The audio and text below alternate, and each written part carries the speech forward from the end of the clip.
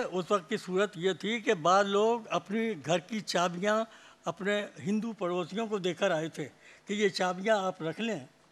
اور تو اس وقت یہ تصور نہیں تھا کہ اب جو ہم جا رہے ہیں وہ مستقل طور پر جا رہے تھے. کچھ لوگوں کو اندازہ تھا, کچھ لوگوں کو بالکل یہ اندازہ نہیں تھا. تو اس میں آپ کو اس ناول میں آپ دیکھیں گے کہ چابیوں کا ایک حوالہ آتا ہے, وہ یہی اس کے پیچھے پس منظر یہ ہے. تو اب میں کچھ نہیں کہہ سکتا اپنے متعلق کہ میں تو بس آ گیا تھا, کس طریقے سے آیا یہ چلیے آپ نے جو ہے اچھا. اور یہ ہم آپ کی کہانیوں کی بات کر رہے تھے, لیکن آپ نے پھر یہاں جب آئے تو آپ کا صحافت میں بھی ایک بہت ہی جو ہے اہم مقام اب بن چکا ہے, کیونکہ آپ کب سے کئی دہائیوں سے آپ لکھ رہے ہیں, مختلف اخبارات کے ساتھ منسلک رہے ہیں. آپ کے کالم جو ہیں وہ آج بھی انگریزی اور اردو دونوں میں چھپتے ہیں. تو یہ جو پورا یہ صحافت کا جو اور ادب کا جو ساتھ ساتھ یہ پیرل ٹریکس جو چل رہے تھے. صحافت کی میں دلچسپ آپ کو یہ بات بتاؤں کہ اس وقت میرے سمجھ میں یہ نہیں آ رہا تھا. میں نے اردو کا ایم اے کیا ہوا تھا, تو میرا خیال یہ تھا کہ شاید ٹیچنگ میں ہمیں کچھ جگہ مل جائے. تو پھر ہمارے جو عسکری صاحب تھے اور ان کے دوست جو تھے انہوں نے بتایا کہ بھائی ایک اخبار یہاں نیا نکلنے والا ہے اور اس کے ایڈیٹر فیض صاحب ہوں گے. تو عسکری صاحب نے کہا کہ بھائی وہاں ٹرائی کریں. تو میں نے پہلا انٹرویو جو دیا اور اس کے وہ فیض صاحب کو دیا تھا. میں پہلے میرا تعارف کرایا گیا, ایک مشاعرے میں تھے اور مجھے آگے کر دیا گیا کہ یہ نوجوان اس کو بھی. تو فیض صاحب نے کہا آپ کل آئیے ہمارے. تو وہ انٹرویو عجیب و غریب تھا. اچھا بتائیے اس کے بارے میں. انہوں نے فیض صاحب نے پوچھا کہ آپ نے اردو میں کیا ہے. میں نے کہا جی. اس کے بعد وہ چپ ہو گئے. اب میں انتظار کر رہا ہوں کہ فیض صاحب اور کچھ پوچھیں گے, تو فیض صاحب چپ بیٹھے ہیں. پھر انہوں نے پوچھا آپ میرٹھ سے آئے ہیں. میں نے کہا جی. پھر وہ چپ ہو گئے. پھر ایک کچھ ایسا ہی ہے. پھر انہوں نے کہا کہ اچھا ہم نے تمہارا نام لکھ لیا ہے اور اخبار میں ابھی تاخیر ہے تھوڑی سی اور آپ کو اطلاع پہنچ جائے گی. تو انٹرویو ختم ہو گیا. اب میں نکل کے سوچنے لگا کہ یہ فیض صاحب نے مجھے ٹالا ہے یا تو واقعی اس کے بعد وہ اطلاع بھی پہنچی. اور آفتاب احمد خان جو ان کے ایک بہت قرب تھا اور عسکری صاحب سے بھی ان کا قرب تھا, وہ درمیان میں تھے, انہوں نے مجھے یہ پیغام پہنچایا کہ اب فیض صاحب تمہیں یاد کر رہے ہیں. اور میں اس وقت ایک ہفتے وار کا ایڈیٹر بن چکا تھا نظام کا, اور اس وقت ایک کنٹروورسی شروع ہو چکی تھی وہ ترقی پسندوں کے ساتھ عسکری صاحب کی, وہ اسی پرچے میں ہوئی تھی. میں نے کہا صاحب میں اتنی جلدی اسے ابھی تو میں نے اسے سنبھالا ہے. تو انہوں نے کہا مجھے پتا تھا کہ اس وقت تم بہت یعنی لذت لے رہے ہو اس کنٹروورسی میں, ابھی تم نہیں چھوڑو گے. مگر وہ ایک سال تک میں وہاں رہا ہوں. اس کے بعد میں امروز پہنچ گیا. تو امروز سے میری یعنی روزنامہ صحافت میں جو میں نے اپنا آغاز کیا وہ امروز سے کیا. صحیح. اور یہ اور لیکن جو آپ کا صحافت میں وہ جو امروز کا جو وقت ہے اور اس کے کالم جو ہیں ابھی بھی, اب وہ عالمی طور پہ بھی ان کی ٹرانسلیشن ہوئی ہے. گرانٹا کے ایک جو آیا ہے ایشو, اس میں بھی ایک ترجمہ ہے آپ کے اس کالم کا. تو وہ جو اس وقت جو لکھا جا رہا تھا, جو صحافت کا معیار تھا اور جو سٹینڈرڈز تھے, وہ آج آپ کیسے کمپیئر کرتے ہیں ان کے ساتھ؟ دیکھیے صاحب, ایک تو جب یہ امروز اخبار نکلا ہے تو اس نے واقعی یہ دنیا صحافت جو تھی اردو کی, اس میں ایک وہ انقلاب کی حیثیت تھی. کیونکہ اس سے پہلے تو گیٹ اپ دیکھیں ان اخباروں کا, زمیندار کا وہ انجام جو دلی سے نکلتا تھا اب یہاں آ گیا تھا, ان کا جس طریقے کا گیٹ اپ ہوتا تھا ان کا, اور جس قسم کے اس میں فرنٹ پیج پر نظم شائع ہو رہی ہے, یہ کوئی کچھ نہیں تھا. تو انہوں نے آ کر مولانا چراغ حسن حسرت جو تھے ایڈیٹر تھے اور فیض صاحب چیف ایڈیٹر تھے, تو ان دونوں نے مل کر کہا کہ اس کی ایک تو شکل و صورت بدلنی چاہیے اردو اخبار کی. پھر اس میں کوئی سسٹم ہونا چاہیے, رپورٹر ہوں الگ, فیچر رائٹر الگ ہوں, کالم ہو کوئی. تو انہوں نے ایک شکل دی اردو صحافت کو. تو امروز کی اشاعت بہت کم تھی, لیکن وہ اس کی اہمیت اور اس کا اثر بہت زیادہ تھا اس زمانے میں. اور زمانے کے میں جتنے دانشور تھے اس شہر لاہور میں, اور اس زمانے میں لاہور شہر جو ہے وہ آج سے اندازہ نہ کیجیے, وہ اس میں اس زمانے میں نئی جو روایت تھی اس حوالے سے ادیب اور شاعر موجود تھے. پھر پرانی نسل کے لوگ جیسے مولانا صلاح الدین احمد، یہ لوگ. تو ایک وہ بہت بھرا پورا تہذیبی شہر تھا وہ. بالکل تھا. اور ان کو اچھا اس سے نیچے نہیں اترتے تھے چراغ حسن حضرت. تو میں نے ایک مرتبہ جب میٹنگ کر رہے تھے کہ فلاں نمبر نکالنا ہے ہمیں، تو میں نے ڈرتے ڈرتے کہا کہ جی آپ تو جو اوپر کی نسل جو ہے فیض اور راشد کی نسل، اس سے آپ نیچے ہی نہیں اتر رہے.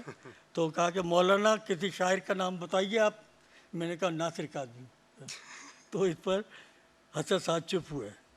تو انہوں نے کہا کہ پھر آپ ہی ان سے غزل لے کر آئیے. میں نے کہا بہت اچھا. تو اس طریقے سے تو وہ اتنا انہوں نے معیار رکھا ہوا تھا کہ چھوٹے موٹے شاعروں کو تو گردانتے ہی نہیں تھے. تو اس کی وجہ سے پھر صحافت کے بھی ایک معیارات قائم کیے اور اس کا اثر دوسرے اخباروں پر پڑا. اور پھر وہ ایک واپسی شروع ہوتی ہے اور وہ ایک بڑا اخبار کراچی سے لاہور آ گیا. اس کے بعد پھر لاہور میں جو صحافت نے جو منزلیں طے کی تھیں وہ پھر اس کی واپسی شروع ہو گئی. اور پھر ہم اس مقام پر آگے جاتے چلے تھے. تو یہ آپ نے لاہور کی بات کی، جو لاہور کا بھی ایک تہذیبی جو پورا نقشہ آپ نے اپنی کتاب میں بھی کھینچا ہے چراغوں کا دھواں میں، اور اس میں آپ نے یہ بہت سے ایسے کردار ہیں جو ان کا ذکر بھی نہیں ہوتا. کچھ اس کے بارے میں بتائیے کہ کیا آپ نے کہا کہ لاہور ایک مرکز تھا اور وہ شہر نہیں تھا جو شاید کہ اب دیکھیے وہ دکھتا ہے. کتاب جو لکھی گئی تھی جب 50 سال پورے ہو رہے تھے پاکستان کو، تو اس حوالے سے لکھی گئی تھی. جی ہاں. اور وہ کتاب وہاں سے شروع ہوتی ہے کہ جب میں لاہور پہنچتا ہوں میرٹھ سے. تو میرے بہت سے دوستوں نے اور پڑھنے والوں نے یہ کہا کہ تمہارا وہ پچھلا زمانہ کہاں ہے. میں نے کہا کہ یہ اگر میں پچھلے زمانے میں جاتا تو پھر پاکستان میں داخل ہونا میرا مشکل ہو جاتا. تو یہ تو میں نے پاکستان کے حوالے سے یہ کتاب مرتب کی ہے، اور بالخصوص لاہور شہر کے حوالے سے جہاں میں نے اپنا مستقل یہ طے کیا کہ مجھے لاہور ہی میں رہنا ہے. بالکل. تو وہ اس حوالے سے ہے. جی. تو اسی لیے لاہور کا ذکر آتا ہے، وہ بیچ بیچ میں کئی ہندوستان کا جی. فلیش بیک کے طور پر آ جائے تو وہ الگ بات ہے. تو وہ اس زمانے کی جو ہماری نسل تھی اس زمانے میں، ایک تو وہ جو یعنی جس وقت ہم نے لکھنا شروع کیا ہے 47 کے بعد کی جو نسل ہے. اب شاعری میں ناصر کاظمی کی پہلی آواز تھی، اور افسانہ نگاروں میں اشفاق احمد نے اسی زمانے میں لکھنا شروع کیا تھا. انہی کے ساتھ میں بھی تھا، اے حمید تھے اس زمانے میں.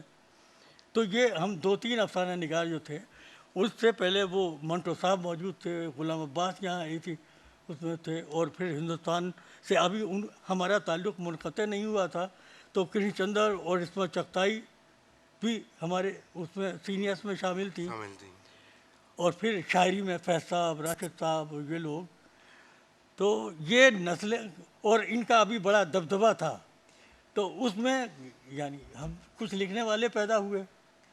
وہ جب وہ زمانہ آیا کہ جب پنڈی کانسپریسی کیس جسے ہم کہتے ہیں، اور ترقی پسند تحریک بکھر گئی، اور جب کوئی منظر میں نہیں رہا تو عسکری صاحب نے دوسرا شوشہ چھوڑ دیا کہ ادب میں جمود پیدا ہو گیا. اچھا اس وقت باقی ان کے ہٹ جانے سے، منظر سے جب ہٹ گئے یہ لوگ، تو ایک جمود کی سی صورت، ایک خاموشی تھی. تو سب سے پہلے عسکری صاحب ہی نے یہ کہا کہ اب جمود ہے. تو ناصر کاظمی کو تاؤ آیا کہ میں تو غزل لکھ رہا ہوں، جمود کیسے ہے. اور میں نے کہا میں کہانی لکھ رہا ہوں، جمود کیسے ہے. تو ہم نے عسکری صاحب کے خلاف آواز بلند کی، اور میرا وہ تو ترقی پسندوں کے خلاف جو لکھا ہوگا میں نے ایک مضمون عسکری صاحب کے خلاف لکھا، اور وہ ساقی میں شائع ہوا جہاں وہ جھلکیاں لکھتے تھے. تو بہرحال یہ جو آپ کی مثلا لاہور والی آپ نے کتاب ہے، پھر آپ نے دلی کے اوپر بھی ایک لکھی ہے، جو دلی جو ایک شہر تھا. تو یہ جو آپ کی 2 کتابیں، یہ تو سوشل ہسٹری یا ایک سوسیولوجسٹ کے حوالے سے بھی ان کا ایک مقام ہے. تو اب یہ تھوڑا سا میں جو آپ سے پوچھ رہا تھا لاہور کے بارے میں بھی، اور دلی کو بھی آپ نے یاد کیا اس کتاب میں، اس میں بھی خیر نوسٹیلجیا سے بھرپور ہے. لیکن میں یہ چاہتا ہوں کہ لاہور کے بارے میں یہ جو آپ جو وہاں رہتے ہیں، اور جس طرح سے وہ شہر کا ادبی اور تہذیبی جو پھیلاؤ ہوا ہے، آپ اس کے بارے میں کچھ بتائیں کہ آج کے حوالے سے کہ آج آپ کیا دیکھتے ہیں؟ نہیں دیکھیے، ایک تو میں نے ابھی لاہور شہر کا نقشہ پیش کیا، ہاں تو وہ لاہور شہر کی فضا ایسی تھی کہ اسی وقت میں نے طے کر لیا تھا کہ میں کراچی نہیں جاؤں گا، اچھا، اور وہ کیوں؟ اور وہ یہی اچھا کہ بھائی مرکز تو یہ ہے لاہور، جی صحافت کا مرکز بھی اس وقت وہی تھا، جی ہاں اور ادب کا، اردو ادب کا مرکز بھی جو رسالے نکل رہے تھے، نمائندہ رسالے وہ اس شہر سے نکل رہے تھے، جو ادب کے ناشرین تھے وہ لاہور شہر میں تھے، اور وہ نسلیں جو میں نے اپنا ذکر کیا، ایک بزرگوں کی نسل جی ہاں جس میں مولانا چراغ حسن حضرت، مولانا صلاح الدین احمد، جی صوفی غلام مصطفیٰ تبسم، یہ تبسم، لوگ تھے، بالکل. تو ایک وہ نسل جو 30s میں پروان چڑھی تھی، جی ہاں 30s اور 40s میں وہ نسل تھی، اور اب جو نئے لکھنے والے آ رہے تھے وہ بھی اسی شہر میں، صحیح. تو یہ صورت تھی. اب جو اچھا 60s تک یہ دور مجھے لگتا ہے کہ لاہور شہر جو تھا اصل میں تو 50s کا جو لاہور ہے جی وہ میں سمجھتا ہوں. اب جو میرا نوسٹالجیا ہے وہ 50s کا لاہور ہے، وہ لاہور ہے. اچھا، اس عمدہ. کے بعد جب ایوب خان آ گئے اور مال روڈ اس طریقے سے ہوئی کہ دو رویا سڑک بن گئی، پہلے تو ایک جی سڑک تھی نا، ٹھنڈی سڑک جسے کہہ رہے ہیں. جب وہ سڑک ٹوٹی اور درویا سڑک بنی اور ایک نئی سواری آ گئی جس کا نام رکشہ ہے، تو میں سمجھتا ہوں کہ اس شہر کی تاریخ وہاں سے تبدیل ہونی شروع ہوئی. رکشہ کے آغاز سے بہت عمدہ دیکھیے، بات. سواریوں کے حوالے سے بھی تہذیبیں پہچانی جاتی بالکل ہیں. پہچانی جاتی. جب ہم لکھنؤ وہ اس کی ذکر کرتے ہیں دلی کا اور لکھنؤ کا، تو وہ سواریاں جو ہیں اس وقت کا اب وہ ہم تصور نہیں کر سکتے نہیں کر ان سکتے. سواریوں کا. بالکل. تو جب وہاں آ گئی موٹر آ گئی دلی میں 1857 کے آس پاس، آس پاس تو وہاں بھی اور وہ بالکل کہتے ہیں کہ پہلی موٹر جو تھی وہ ایک وہ آزردہ، یعنی اب پورا نام مجھے بعد وقت بالکل بھول جاتا ہوں، تو وہ اس زمانے کے قاضی اور چیف جسٹس تھے. آزردہ تو مسلمانوں میں صدر الدین آزردہ. آزردہ تو مفتی. پہلی موٹر جو ہے دلی میں جو آئی وہ صدر الدین آزردہ کی موٹر تھی، جو میں نے تذکرہ میں پڑھی ہے. تو اس کے بعد سے وہ یعنی تہذیب جو ہے وہیں سے اس کی تبدیلی ہونی شروع ہو گئی. بالکل. تو ایک جوتیاں اور ایک سواری، یہ دو چیزیں ہوتی ہیں. جوتیاں دلی کی بہت پرانی عمدہ. تہذیب جو ہے، آپ نے دیکھا ہوگا وہ پمپ جی ہاں جس پہ وہ تو مونچھیں بنی ہوتی تھی اس پہ، اور اس کے ساتھ چوڑی دار پاجامہ جی اور شیروانی خاص اور ترکی ٹوپی ترکی جو ٹوپی. ہے بالکل وہ ایک تہذیب تھی. بالکل. جی جب میں لاہور آیا، اچھا پھر رامپوری ٹوپی آ گئی تھی اس کی جگہ، تو میں رامپوری ٹوپی پہن کر اور وہ علی گڑھ کٹ پاجامہ پہن کر آیا تھا یہاں. اس کے بعد میں نے انارکلی میں بہت تلاش کیا، وہ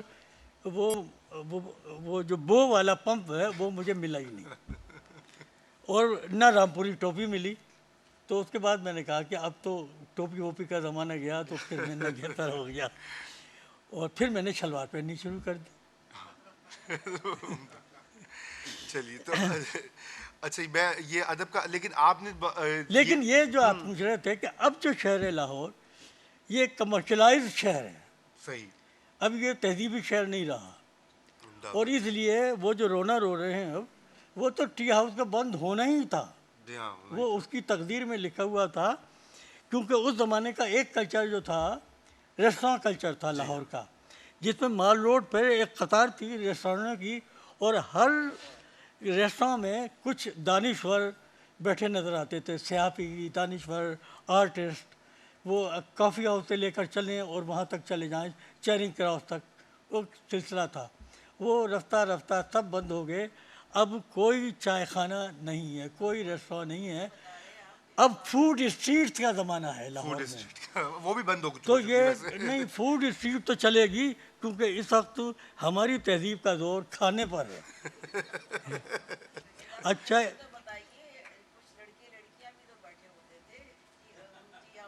وہ کہہ رہے لڑکے لڑکیاں بیٹھے ہوتے تھے ٹی ہاؤسز میں. یہ بھی بتائیے کیا بیٹھے ہوتے؟ کہ کچھ لڑکے اور بیٹھے ہوتے تھے، لڑکیاں اور لڑکی تو پہلی نظر آئی ہمیں جب کشور ناہید آئی. بہت اچھے. تو دیکھیے، ایک تو یہ کہ میں پھولوں کا ذکر بہت کیا کرتا تھا. اب وہ حلقہ باب ذوق کے ایک جلسے میں کشور ناہید آئیں اور ان کے پیچھے جو ہے ایک، جیسے مجھے لگا کہ موتیا کا وہ ہے اس کے چوڑے میں. جب میں قریب گیا تو میں نے کہا کہ اس میں تو مہک نہیں آ رہی. تو مجھے پتہ چلا کہ یہ تو نقلی پھول ہیں. تو میں نے پھولوں پر جو کالم لکھا اگلا، میں نے کہا کہ نئی تہذیب پھولوں کے سلسلے میں بھی آ چکی ہے. کشور ناہید حلقہ باب ذوق میں پہنچ چکی ہیں، اور جو چمیلی کا پھول تھا اور موتیا کا پھول تھا اس سے خوشبو غائب ہو چکی ہے. بہت اچھا. اور اس کے ساتھ ہی ان کی نئی شاعری آ گئی. اچھا، بالکل نیا لہجہ تھا. تو اچھا، یہ میں ایک دو سوالات اور اس کے بعد ہم باقی سوال جواب میں بھی چاہیں گے کہ لوگ بھی آپ سے گفتگو کا موقع ملے. ایک تو اس دن آپ یہ جو پچھلے مہینے ہماری ملاقات ہوئی تو آپ کہتے کہ آپ نے خواتین ملاؤں کو اور خواتین کو ابھرتے دیکھا ہے یہ پاکستان میرا میں. احساس جو ہے خاصا چلا آ رہا جی ہے ہاں. کہ ایک ہی وقت میں دو طاقتیں ابھری. بہت اچھے.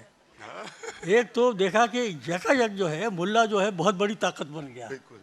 اچھا، اسی کے ساتھ میں نے یہ دیکھا کہ وہ تحریک جو پہلے یوں سمجھ رہے تھے کہ کچھ خواتین میں اپنے ایک احساس پیدا ہوا. یہ کوئی یورپ میں کوئی تحریک چلی تھی خواتین کی آزادی کے حوالے سے، اس کا اثر یہاں پہنچا اور کچھ خواتین نے انہوں نے گفتگو شروع کی، اور یک مجھے احساس ہوا کہ اس ملک میں اب عورت بہت بڑی طاقت بن گئی ہے، اور وہ بھی ایک چیلنجنگ موڈ میں ہے. جس طریقے سے ہماری تہذیب کو ملا چیلنج کر رہا تھا، اسی طریقے سے عورت نے دوسرے حوالے سے اس تہذیب کو چیلنج کرنا شروع کیا. بہت عمدہ بات ہے، یہ بہت ہی زبردست بات ہے. اور